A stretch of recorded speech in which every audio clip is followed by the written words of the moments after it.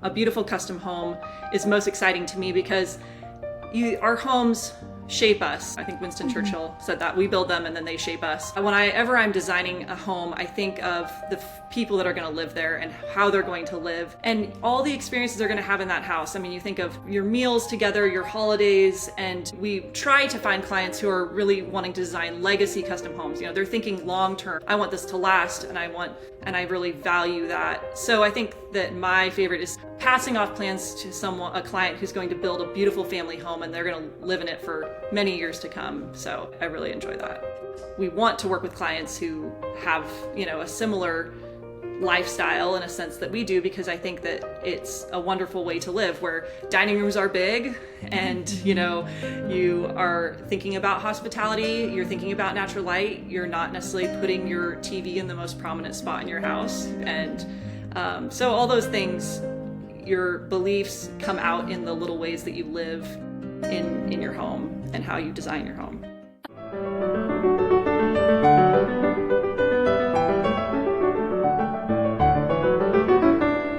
Hello, everyone, and welcome back to the Feminine Glory podcast. I'm one of your hosts, Lydia Edmonds, and I'm joined by my wonderful co-host, Esther Edmonds. Hello, everyone. And we have a very special guest on the podcast today, so let's get right into it. Yeah, so today we have Morgan Points. She is a wife, mom of four, and lover of beautiful homes. She is the other half of Harby Points, the architectural design firm that she started with her sister. We are delighted to have her on the podcast today, so Mrs. Points, thank you and welcome. Thank you so much for having me. I'm excited. We are very excited as well. So when and why did you and your sister decide to start Harby Points? Yeah, so that starts back in spring of 2017. So Monique, if I just need to talk about her background a little bit, she is such a talented artist. She's always been drawing. She's my younger sister, just like 2 years younger than me, and she has been really into art ever since she was young. So she started actually doing architecture and drawing house plans for contractors, beginning with my dad, who's a builder, in high school. And then she continued that all the way, through her architecture program in college. She was doing work on the side. So she's just had experience for a really long time.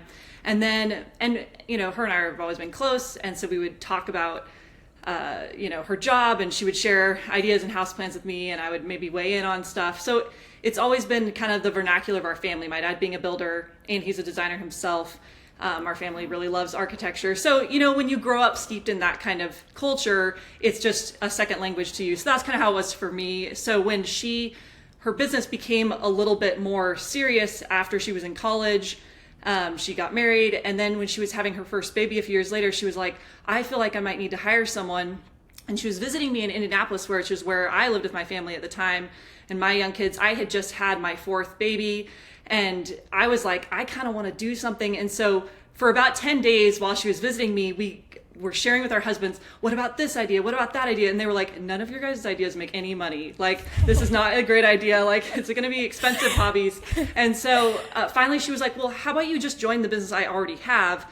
And so that was spring of 2017. So even though I didn't have any formal training, I got my degree in advertising. I at least we were on the same page, and I knew a lot of the principles of architecture. And so she was using a software, and so I started just training myself as she handed me projects. I just had to learn on those projects. And then so that started it, and then we've been together, ever since, and it's become a much bigger and more official thing since then. So we officially became a company that year in 2017. So does your dad work for the company as well? No, so my dad is a real estate developer, and I mean, his skills have shaped us so much, but he has his own company. He develops neighborhoods, and so he's a client of ours. I would say maybe about 30% of our work is his neighborhood developments. He does developments in Washington and Idaho. So, yeah, so we get to work together sometimes, but, we're our own companies, and we have our own projects that sometimes we don't touch. So, yeah. That's really awesome. Fun, though. Yeah. That sounds fun. Yeah, of course. So fun. Yeah. So what is your specific role in the company then? Yes. So for my role, I would say I kind of, in a small company, there's three of us full-time, Monique, myself, and then we have a wonderful draftswoman who works for us. She's been with us for 5 years. And then we have some contractors that when we have work overflow, we'll pass it off to. We are looking to hire someone. So if anyone who's listening is interested, we'd love to hire some more talented designers. But so my role is I kind of split 50-50. Monique, I would say, is more the artist, so she's handling more the architectural artist stuff solely. I'm half business, half the architecture side of it, the design side of it. So, when someone contacts us and is interested in us starting a project, I'm going to be that client communicator. I'm handling the proposals, gathering the information, and scheduling all our meetings. And then that's that side of it. And then the other side of it is my official title, is project manager and designer. So I'm doing the project manager side of it, and then I'll handle kind of the middle part of design. So Monique is generally the concept designer. So if you think of concept like it's just an idea, a client's going to come to us with all their ideas. She's taking that ideas and she's so good at it. It's really magic to watch her work. Like, to think about when you're putting together a house, we often just see the outside of it as a completed product and we're like, oh, that's a pretty house. But when you're starting a house, you have to think of the site setbacks and the site topography and the floor plan and exterior, and you're pulling that all together into one cohesive plan. And Monique is just incredible at doing that, holding that all together in her head and bringing that to a firm idea from concept to something that has walls. And so when she's done kind of with that concept design phase, of course, she and I are collaborating throughout the process and sharing ideas. I then take it and I work. This is maybe the most time intensive part of the process, is to work back and forth with the client to be like, all right, now let's really get this house the way you want it. What do you think of the window proportions on this? What do you think of, the kitchen layout? And we work in 3D. So in our software, it's not just 2D seeing walls. We're showing them the scale of the room and it's all decorated. And I say, like, do you like this? How about this? Let's improve this. And so that's a long part of our design process, and that's usually what I handle, is the back and forth with the client. And then at the end of that process, we pass the plans off to our design draftsman, who does kind of all the technical drawings for permitting and construction. So I'm kind of that middle person when it comes to design, and then I'm also the person that everyone's kind of, all the communication in the company kind of flows through me. So yeah, wow, it's super fun. That's a lot. yeah, it's very fun. And I think it lends to the parts of my personality that thankfully God has, allowed me to have a job where I'm interested. I love to be organized and I love the people part. So it's like, and I love design. So it all fits very well. So love that. That's fantastic. Yeah. So, y'all do anything from, Harby Points does anything from custom homes all the way to site development. What type of project would you say is your favorite to work on, and then why? Oh, that is a good question. Really, in some ways, it comes down to the client energy and their excitement about a project. Of course, what we value so much is clients who really want to achieve great architecture. So just as any of us, in our skill or in our craft, if someone really appreciates something, you're so much more excited to share that with them or to work with them. And so I think the same for us. If someone comes to us with really big ideas and a lot of energy, that's where Monique and I just we thrive under that, and that energy is just really infectious. So I think that part of it is that, and then, of course, when someone has the ability to do something right, they're not I'm just going to, do this very small and simple thing, when they're like, oh, we can achieve something great and, obviously the right budget for it or the right vision. That's very exciting and our favorite type. So for me personally, and Monique might say something different, but I would say a custom home, a beautiful custom home is most exciting to me because our homes shape us. I think Winston Churchill said that we build them and then they shape us. And whenever I'm designing a home, I think of the people that are going to live there and how they're going to live and all the experiences they're going to have in that house. You think of your meals together, your holidays, and we try to find clients who are really wanting to design legacy custom homes. They're thinking long term. I want this to last, and I really value that. So I think that my favorite is passing off plans to a client who's going to build a beautiful family home, and they're going to live in it for many years to come. So I really enjoy that.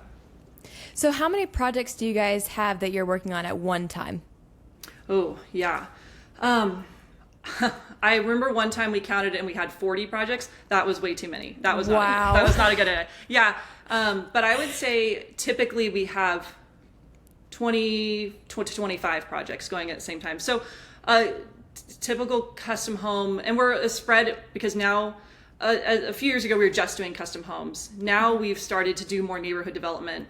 I think neighborhood development really interests us because designing a one-off custom home is wonderful, but you're not really shaping much of the infrastructure around you. You could design a beautiful custom home, and then the house next door or the road across the street from you, they design some big industrial building.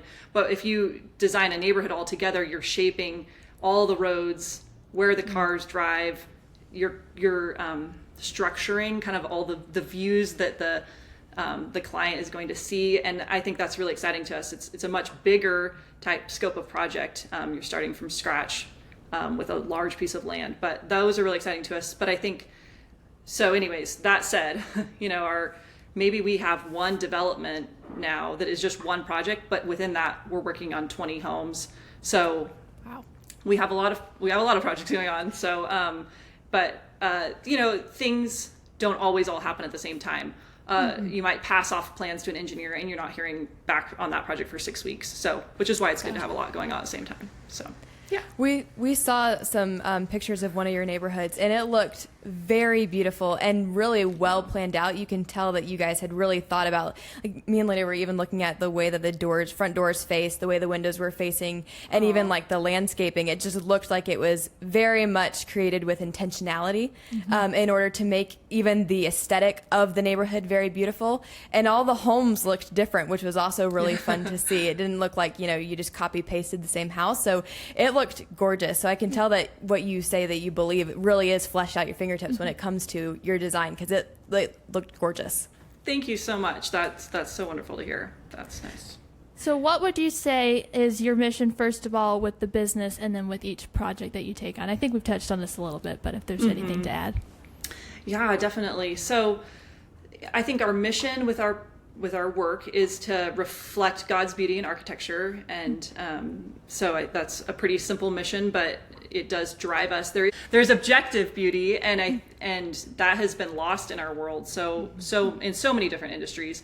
And so we really want to, we don't always just want to be going back to, the old stuff is better, but you do look back and what has stood the test of time, right. And honoring the good proportions, balance, symmetry, and what do people really like to see instead of just thinking function.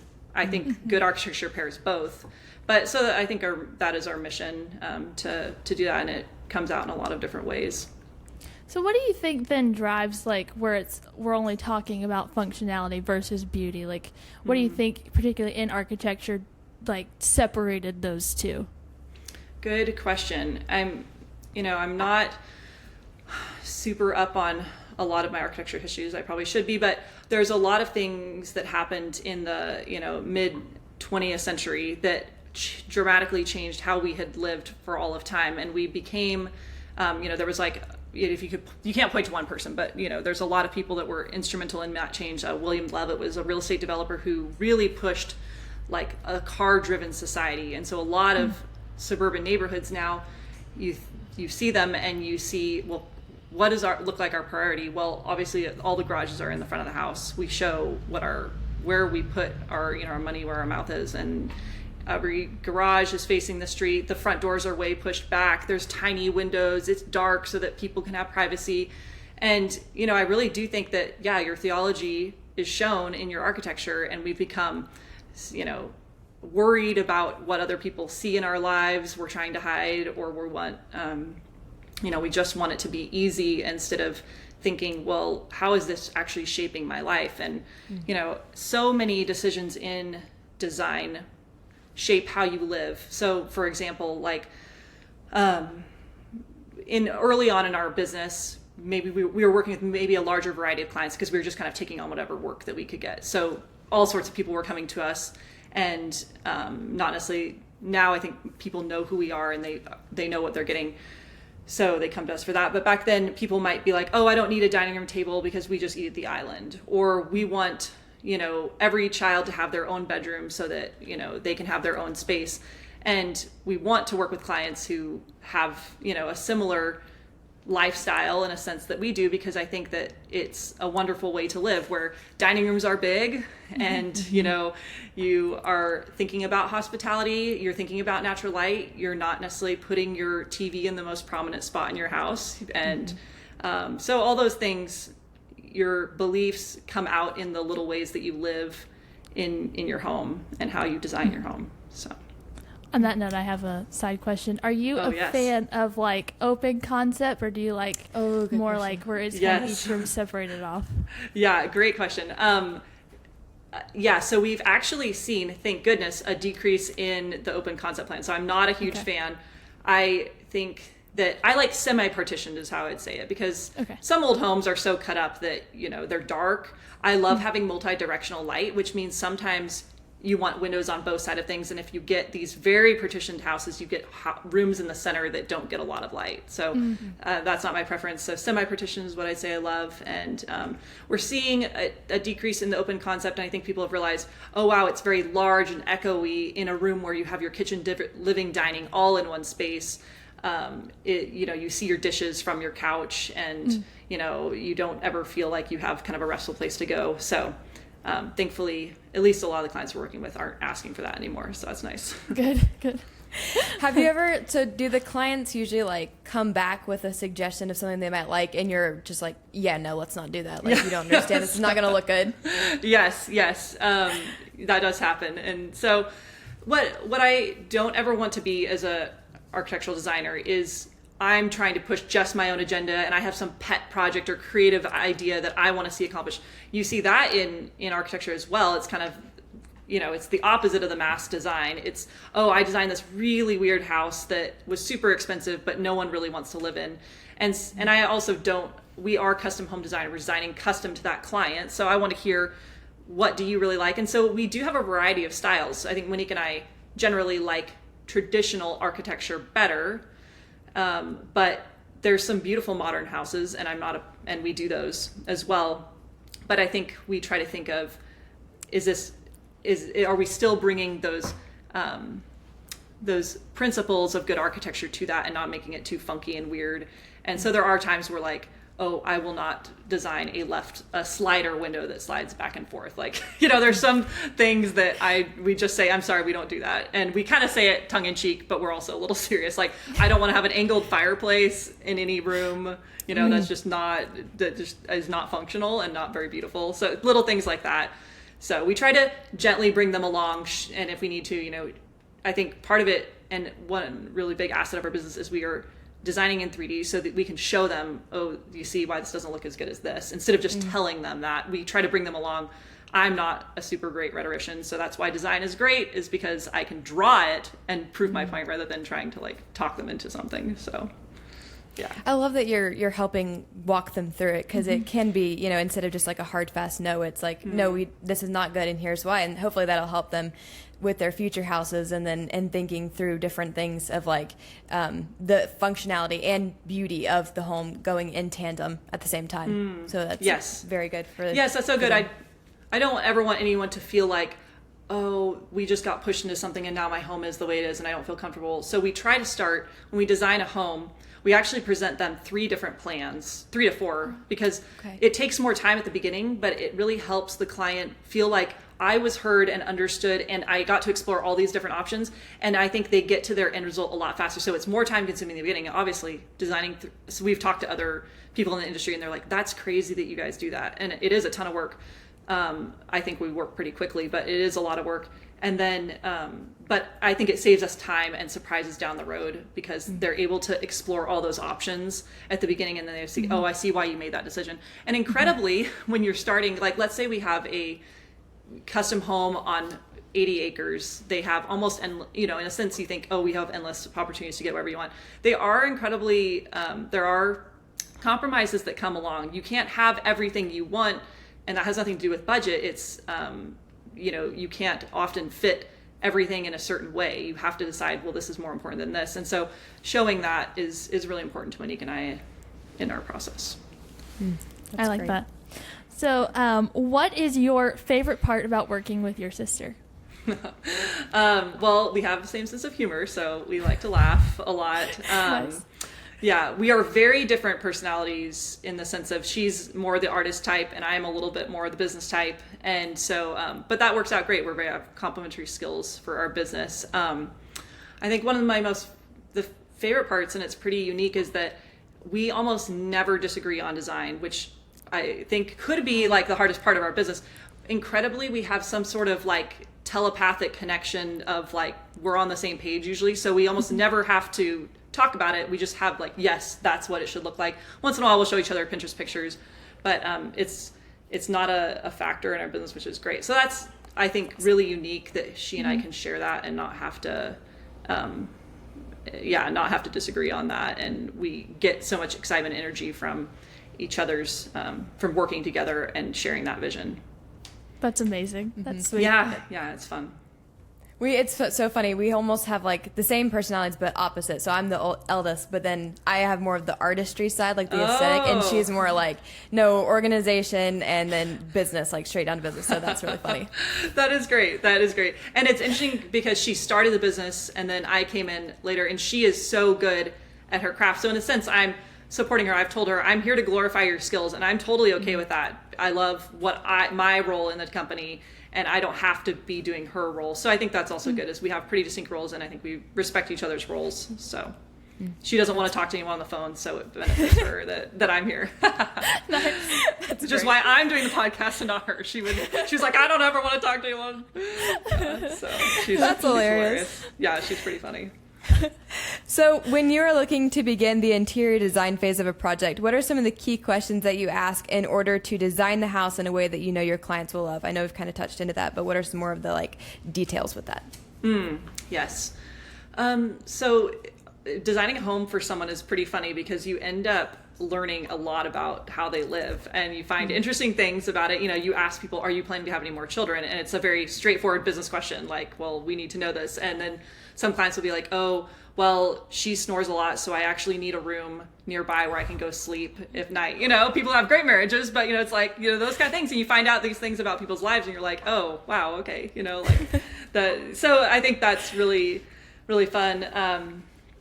Other interior design questions, a lot about the kitchen. I mean, the kitchen is the heart of the home. So you ask a lot of questions about how do you cook, how much pantry space you need. A trend that we're seeing rising, which I love, and we're really trying to encourage more clients to do, is butler's pantries. So that you have like a beautiful, now we all have so many small appliances, and you have your Instant Pot and your blender and, your panini press or whatever. And like, so we have all these little things. And so it's nice to have a place to store them that's also beautiful. Sometimes we connect those to the outside so you can barbecue and bring your stuff back in and set all your, trays and stuff. So we ask, how much do you host? And that, we think about flow, indoor, outdoor. So when we're designing a home, we're not just designing the house and it's sitting on a white piece of paper. We're also thinking about hardscape and patios. Are you going to have a pool? Are you eventually going to have a guest house? So we love to start with a master plan for a property. If you have a large property, even if you're not going to build the barn now, are you going to build it down the road? And we want to think about all those things and make sure that it all works together. So the inside and the outside really connect together. But interior design wise, we don't, and we've talked about this in our business, and maybe eventually we'll get there, having kind of an interior design or decorating part of business where we're actually sourcing materials for people. We do it a little bit, but we try not to. We're mostly just designing. We'll do your cabinetry plan, and in our renders we'll show you, okay, we think this color of flooring would be best for the style of your home, but we're not actually picking out the flooring itself. So but those are questions we'll ask, like what are your color palettes and what are you thinking? So people surprisingly aren't generally super opinionated about that. I think they're looking for direction. So Interesting. It's interesting. Yeah. So is there any question that you ask your clients during that process that you think would be important for homemakers to know so that they can make their homes more welcoming for their families? Yeah, good. I think thinking how you live, I always try when I'm designing to think, if I lived here, what would I want it to be like? And not so I can do just according to me, but how do I, more about the environment. How do I want to make it? How do I want to feel in this home? I want this little corner window set where there's two windows really close together and an armchair there, because that would be so pretty to look out because they have this beautiful view from that area. So I'm trying to think about that. And then, for homemakers, I want it to be highly functional but highly beautiful. So, your laundry room can be close to your kitchen, but I don't necessarily always want to see you don't want to see your laundry from your kitchen. So we may be like, okay, let's tuck this doorway behind, let's turn this here, let's just push it back 8 more inches, and then you're not going to have the line of sight. Little tiny adjustments that I'm thinking of as I'm working through those things to be like, how can this be such a pleasant home, but also really work for them? I don't want to do something that's inconvenient as well. So, yeah, and I think, homemaking everyone has, some people are like, oh, I want a cellar or a place to store all my canned goods. Other people want a sewing spot, and, just really listening to them and making sure that all their needs are met. Designing a home, building a home is one of the largest investments you'll ever make. And so I want people to, get it. We want to get it right the first time if we can. Mm-hmm. That's great. So, what has been the most helpful thing that you have learned when it comes to designing a home? Yes. So the exterior, I think I kind of touched on this earlier. When you drive up to a home, usually you're looking at the outside and saying, that's a beautiful home. Mm-hmm. And you don't know what the floor plan is. So, and in America, or at least in modern architecture, I think in contemporary architecture, so much of the time we have gone to just designing the floor plan, and that's what people care about the most. And you're like, oh, figure out the roof lines. It's like where we used to take, if you see in beautiful old buildings, a lot of things are lining up and there's a lot of like balance and symmetry. But that means that sometimes the floor plan can be slightly compromised. And we actually just dealt with this on a house in a neighborhood where it was a very symmetrical house, and we wanted the upper windows to line with the lower windows. But the only way to make the bedroom work was that the bed was going to sit slightly in front of one of those windows. And, we went back and forth on it. And, I think sometimes you have to say exterior drives the interior. Sometimes you have to make that call. The exterior is going to drive the interior. Because we can't scoot that window over or else this house is going to look terrible. And so, it's like, well, maybe buy a bed that has a cute, brass spindle bed frame, and you're going to see that peeking over the window a little bit. And that's the compromise you're going to make. And I think many times in our culture, we're like, we don't want to be inconvenienced by anything unusual, or I don't have to go buy a new bed. It's like, do you realize that you are willing to compromise the exterior of your home because you don't want to buy a new bed? And sometimes we have to kind of say those kind of things to clients. Like, I think this is a really important compromise here that we're going to have to make. And so I think that is something that we have learned in Monique and I's time in our business. Is the last several years we really realized the exterior needs to drive the interior ultimately. And that is what makes good architecture, and that's a big lesson, and something that we're still working on, because you do have to show the client the floor plan first. In a sense, they don't want their master bedroom on the second floor; they want on the first floor, and they need to make sure that it functions with their family. But then we also need to be keeping in mind, how is the exterior of this house going to look as we make a really good floor plan as well. So we're trying to bring both together. So in light of thinking through the exterior as well as the interior, is there specific era, style, or country that you guys draw your inspiration from? So Monique and I, when we were in high school, our parents actually moved us to France for a year. So that was really impactful for our education and shaping us as people. So we love French and English architecture. We love, English or New England kind of style. I wouldn't say there's one particular one that we're like, oh, we must do it. And it's really changed. Like every year, I would say we're like, oh, that's such a neat look. Like, let's try to implement that into something. So we have architects like McAlpin, which is a famous architect. We love some of their work. Lou Oliver is another architectural designer we really like. And then, of course, there's classic stuff all over, that's been there for hundreds of years that we love. But I wouldn't say one particular style. I just think that traditional architecture is kind of what we love. So is there any books or something that y'all have also read that's like, this has been super helpful in how we design homes? I wish, I'm a big reader, but I don't read a ton on architecture. That is more online, like people I follow who I really like to, or I'll watch their YouTube videos on how did they make this decision. And then a lot of the books in our industry are like coffee table books, which I do enjoy. Jean Stauffer, she's a Christian. She's more of an interior designer, but she's a Christian wife and mom. And I have read her biography and business book, and I really loved that because she talked a lot about, balancing business and being a wife and a Christian. So I liked that. But most of our stuff where we're really getting inspiration and learning about our industry is unfortunately online, Pinterest, like we're looking at those kind of things a lot. So yeah, maybe I'll strive to read more about architecture next year. I mean, it does make sense. We've figured out certain things. Like we have a lot of resources online and our parents tell us like it's a tool. So just use that to better whatever you're doing. Just don't, don't be doom scrolling on it, but use it as a tool. Right. And I think every industry, ours obviously is a very like visual industry. So we're going to be looking at that. Whereas if you were an economist like my husband is, he's probably reading a lot of data spreadsheets, not so much books about his craft. So yeah, different things. Different people. For sure. So we talked about this a little bit, but there seems to be a serious lack of creativity when it comes to the designs both of the interior and exterior of homes in America. The neighborhoods seem to be lacking a niche design. You and your sister definitely seem to be doing the opposite, creating beautiful yet functional neighborhoods with many different types of homes. When and why do you think we lost the creativity and beauty when it comes to designing our homes in America? Yeah, I mean, I think we kind of talked about this, just having like a car-driven society is a big part of it. I think being, as Christians, I think we want to blend things making sense, efficiency, but God created a very intricate, detailed, and a world where we have to eat 3 meals a day. That doesn't necessarily make sense. Like if we were designing a world, we'd probably be like, why don't you just, take a pill and you're full for, a year. Right. But we have to do things where we're making messes and then cleaning those messes up again. And you just do that over and over again. It's like God made the world this way.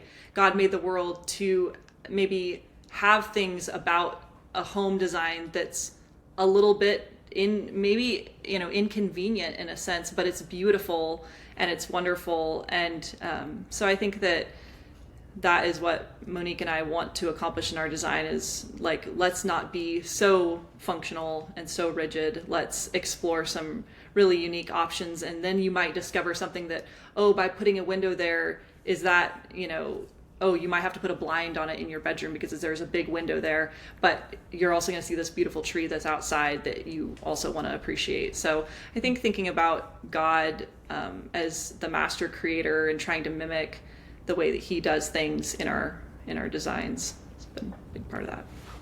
This is a side note question, but have y'all ever done a remodel instead of like start to finish house build?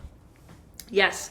So that's actually in the beginning when we were starting out and we were just taking on whatever we could. We did do a lot of remodels and small things, laundry room addition and like a deck and that sort of thing. And that was it's always fun.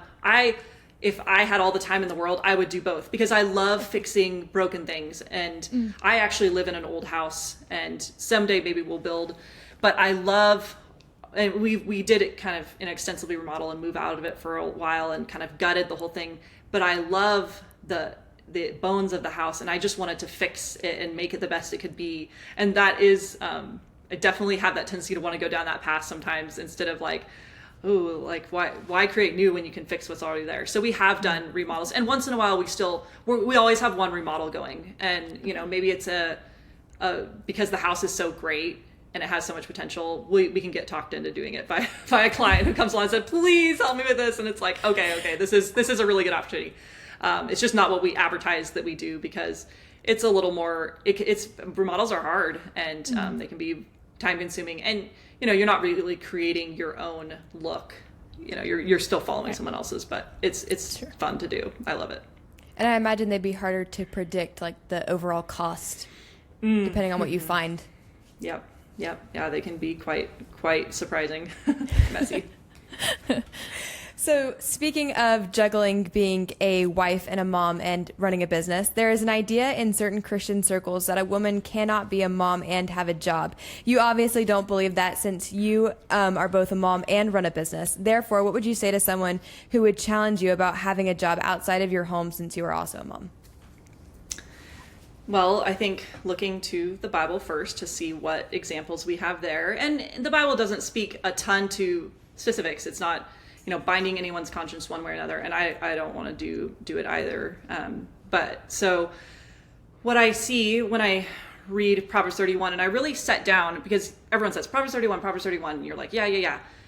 I really thought for so much of my life that Proverbs 31 was just a nice woman and mom who was just really sweet and good at her job, and like took care of her kids well.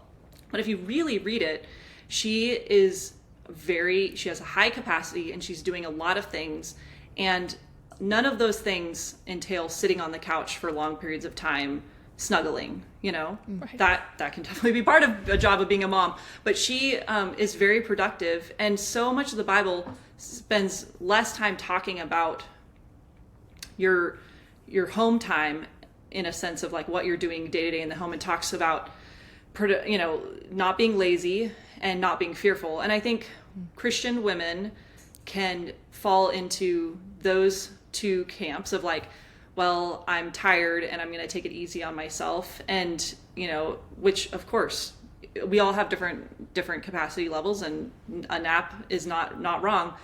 But I also think that, are we looking to live a small life, or are we looking to glorify all the gifts that God's given us? And, I don't want to waste any of that. So I think that, whether or not your skill is cooking and you're blessing people through cooking and maybe taking a meal to someone, or maybe it's teaching and you're teaching at your kids' school, or for me, it's architecture. And I feel like that's where God has led me. I just want to follow the gifts God's given me. And He's given me the ability. He's given me a husband who loves what I do, and I'm able to still run the home well and stay on top of that and be organized. And I'm checking in with him regularly to say, how are things going? And he's always like, it's great, you're doing a good job. And here's, we check in and talk about that a lot. I never want to clutch onto my career in a sense like that. I don't want it. I'm always checking in. I don't want it to be an idol. I don't want it to be my identity. But it's how I feel like I'm best serving the kingdom when my children are at school. So I have 4 girls, and they're all so great. And when they're at school all day, this is how I can contribute to God's kingdom, I feel like, in the best way. So yeah, I think that another aspect of it is, we can fall into fear, and, I don't want to be afraid of putting myself out there. And so that encourages me to, when things get hard, you're in a business, we work with mostly men, really, in a sense of like, we're contractors and engineers and city planners and developers. And, you have to pray and trust the Lord and be, you have to be clear. And I think that that's part of, we talked a little bit before this about, I want to speak the truth in love. And part of that is not being afraid to say hard things to people in business, but say it in a clear and still a loving way. But you do have to, you have to stand up for yourself, and you have to be tough. And there are some times when I'm like, I just wish I could stay home and like not have to talk to anyone. And, that sometimes creeps in once in a while, but I'm like, that is just Satan making me fearful. And so I've got to push ahead and trust that I'm doing what God has set out for me to do. So with that in mind, with your 4 daughters, how would you be training them now in the small ways to then grow up and to do what you're doing, to not be afraid to put yourself out there and to speak what's true? Yes, good example of that would be just, I think we talk about what's going on at school a lot with them. And so I just encourage them, like, if someone's, just encourage them to speak the truth in love. We say that a lot at home and talk about what that looks like in each particular situation.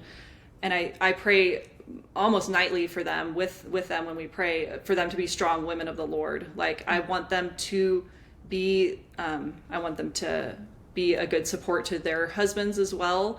And a good support to your husband is to be able to be a helper. And if we want strong men in our culture, we also need strong women to come alongside them. So I'm praying for that for them. I'm trying to show them. My husband and I he's also self-employed and has his own business. And so we love to talk about business, and we talk about that a lot in our family. And him and I are always advising each other. Just last night, I had him like proofread a complicated email that I had to send, and that's rare. He's not usually super involved in my business, but sometimes we both have that. Can you please help me? What do you think of this? And we're always talking about our work. So our children see that. And then, I would love if some of them want to come work for me eventually, but they also have some of their own unique skills. So I'm just trying to always plug them into, even though they're young, my oldest is 14, my youngest is 9, still trying to already find jobs for them and ways that they can get out there and start talking to adults and not being afraid. And I think that's just how I'm prepping them for whether or not they work outside the home at all when they're older, just wanting them to be as fruitful as possible. So already thinking about their skills and how can I get them ready to be really successful culture shaping women. Would you say that part of that would be like making sure they're involved in things that even like activities they may not be drawn towards, but then they have a wider skill set of things that they could do? Oh, definitely. Yes. They love to be pretty busy and do things, but I'm always pushing them farther and usually they end up liking it and they always are learning something new from that. So yes, I push my kids a lot. Professional pusher is sometimes what I say. Yeah. Nice. So, how do you juggle practically between being a mom and working a job at the same time? So, I guess, what does a typical day look like for you? So, I typically get up at 5 and go to workout, and I go to a spin class typically, and they also do some weightlifting in that there. And then I come home, my husband and I meet right away. He's up and we have Bible time, just the two of us together, and then talk about our day and pray. And then our kids get up and we just are, stay sitting in our little sitting room together with them and have Bible time with them. And then we get into breakfast and getting ready for the day. And right while everyone's getting ready, I'm making breakfast and I'm also getting kind of ready at the same time. And this is where in order to make our household function, I rely on my kids. And I think that is such a great thing for them. Why, they're going to be this type of mom, Lord willing, someday where you have a full plate, whether it's, staying home with your children and getting dinner ready for the night, or you also are then, heading out to maybe do a job. So I want them to be prepared for that. So it's once you're done with your breakfast, can you unload the dishwasher? While I'm finishing getting ready, I drop them off. And then I usually come home and maybe I prep something for dinner that night and kind of clean up a little bit, finish getting ready myself. And then I head to the office. So I go into the office almost 5 days a week. And I can generally control my own schedule. We set up our meetings and stuff like that. And then I have some days where are just work days and I try not to have any meetings so we can actually get the work done.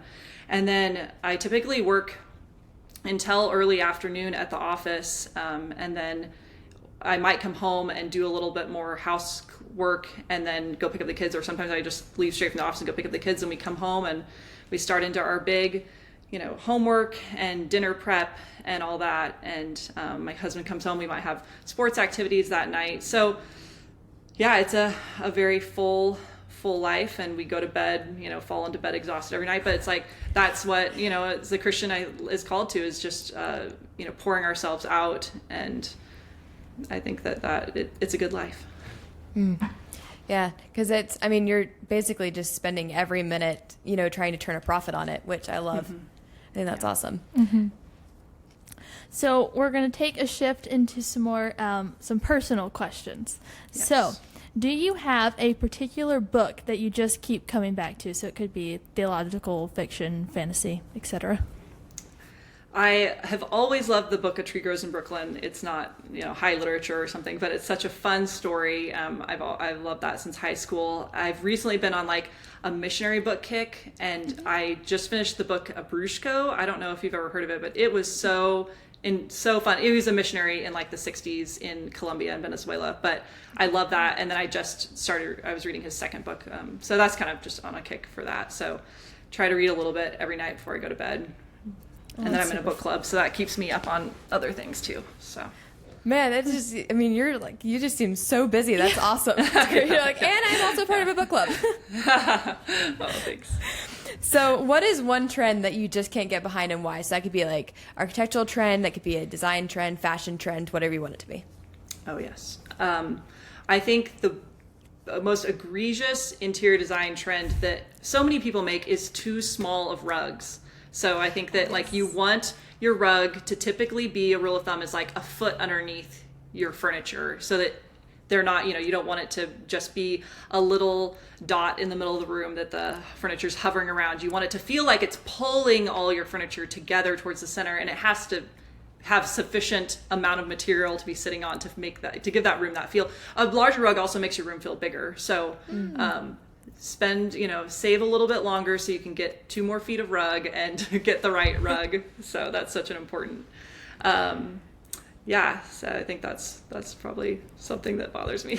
So on that note, are you one that more leans to pulling in color, or are you kind of like not all the beige and neutrals, but more on the toned down, not so bright pop of color when you're designing? Right. Well, yes, my personality is a little bit more, I love neutrals, and maybe that was growing up a little bit in California. Like the outside is so beautiful. I feel like they don't need to make the inside scream so loud.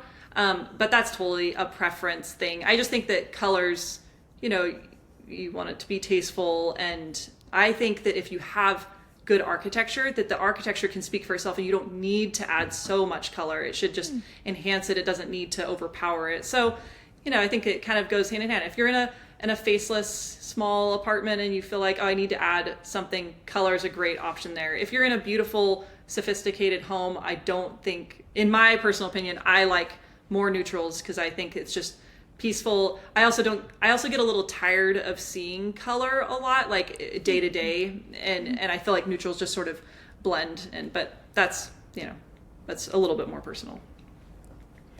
So if your life had a soundtrack, what would be one song on it? Oh, this is so embarrassing. I like this really cheesy, like Mediterranean jazz music from like 1992, and it was like something I grew up with. And whenever I want to get pumped, like we've got a busy day ahead, I put on Peter White, and that's his name. And everyone in my family is really embarrassed of this. I think I'm on Spotify, like at the end of the year, I'm like his like in the top 3% of fans in the world, and no one's ever heard of him. So yeah, it's not cool at all, but I do like him. I have to get, when you got a busy day, you're like, I got to get my blood going, and like I got to get going, and so that's what I turn on. Amen. Yeah, that's awesome. Yeah. If you could have tea or coffee with any woman from history, who would it be and why? This was hard. I don't normally think that way, and so of course I'm like interested in meeting so many people, but I had a hard time with this one. I think that I read a biography on Susanna Wesley a few years ago, and I was just like, I think I was a little more perplexed. Like, how did you do? She had such a tough life. I think she had the amount of children like in the teens, and most of them died in infancy, and the few that she had to raise to adulthood, her husband left her, she was alone, but yet she raised John and Charles Wesley, 2 of the greatest evangelists in history. And so it'd just be so interesting. Her biography is very sad, and her autobiography is very sad, and yet she did a great job with what she had, and I would love to hear more about what was going on and how did that happen. So that was someone who came to mind right when I saw your question. So that's awesome. That's now, would it be coffee or tea? Oh, it would probably be tea, or actually LaCroix, which I drink obsessively all day long. I don't drink coffee, but tea or LaCroix. Nice. Yeah. Now, do you have a favorite flavor of LaCroix? Oh, good question. I love it's always changing.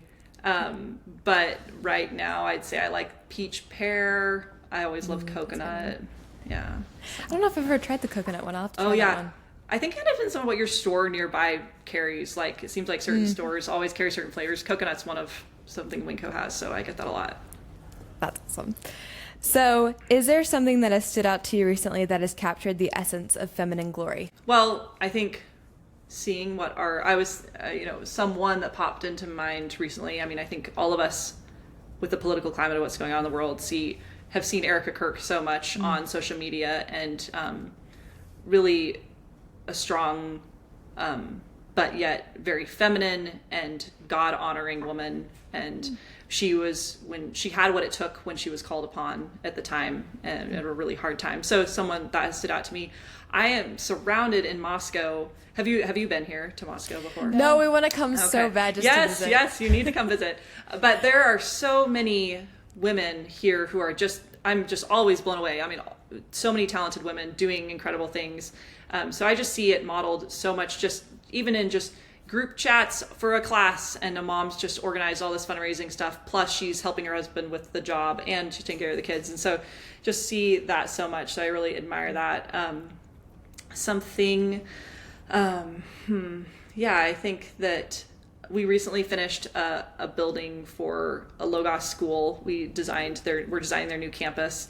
And so just seeing that come together with so many trades all doing their craft really well, that was wonderful to see. We had a mason, working on the brick, and just seeing everyone's landscaping and the contractor and all the skills coming together was just, seeing a project complete where people are kind, respectful, and working really hard is a God-honoring thing to see. I love That's awesome.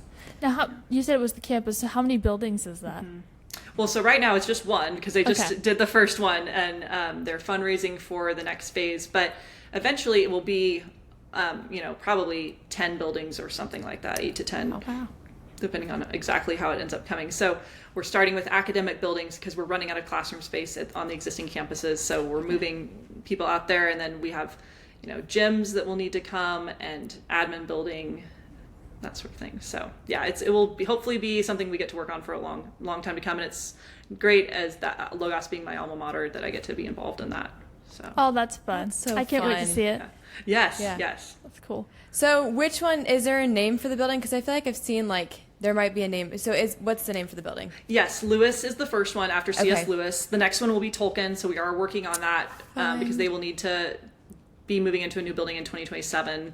And then there's Sayers after Dorothy Sayers, the mother of classical Christian education, and then Milton, I believe, after John Milton. So is the last one. That's awesome. So So yeah, what was I think kind that's of so neat they did that. Yeah. What was the inspiration behind? I mean, obviously they're great people, but specifically, what was your mission in naming the building set? Well, Logos was actually, they named it, so we didn't have any part in that. But the whole concept of the school is, so what happened is they were thinking about doing one large building, but it's just hard to gather funds for one large building at a time. So we, along with others, came up with the idea to develop a site plan where it's I don't know if you're familiar with the University of Virginia or something like that, but it's lots of individual buildings centered around a quad space or a green, think Harry Potter, but not quite that crazy. But something where there's cloisters around the outside, or an arcade you might call it, where you're walking under covered areas, and then there's a green lawn out in the middle, and all these buildings are surrounding it. So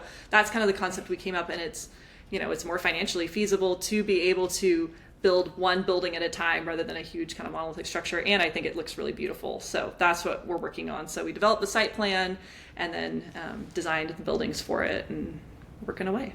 That is so neat. Yeah. Yeah. Oh, that's going to be beautiful. Yeah. I can't wait Yes, to see and my pictures. daughter will get to go to that campus next year, my oldest. So that will be really fun to have your own child in the building that you designed. So Oh, That's that's so so sweet. cool. yeah, That's awesome. So how can people keep up with you and all the projects that you're working on?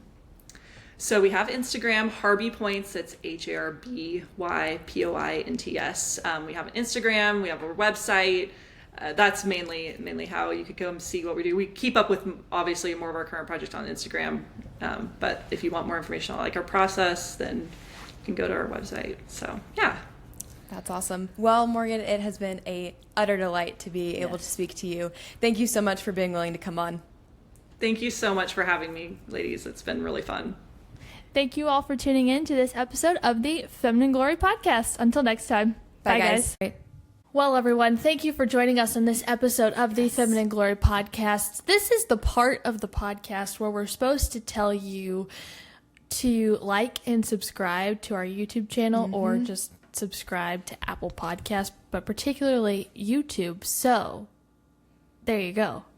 You can smash those buttons and Or you don't have to. If you find us boring, if you don't like us, Leave you it can alone. just not do that. and not visit this podcast again. It's up to you. Would you rather So to listen or not to listen, to subscribe or not to subscribe? that's the question. Yep. So you can pick. You can pick. We'll leave it open. Yes. You can subscribe. We like YouTube Yeah. because it hosts our podcast. So And YouTube would like us to ask you to do this. So there you go. We asked. So you can do that. Do that what you will. we'll see you on the next one. Oh yeah. Maybe. Who knows? All right. Bye. Bye. Guys.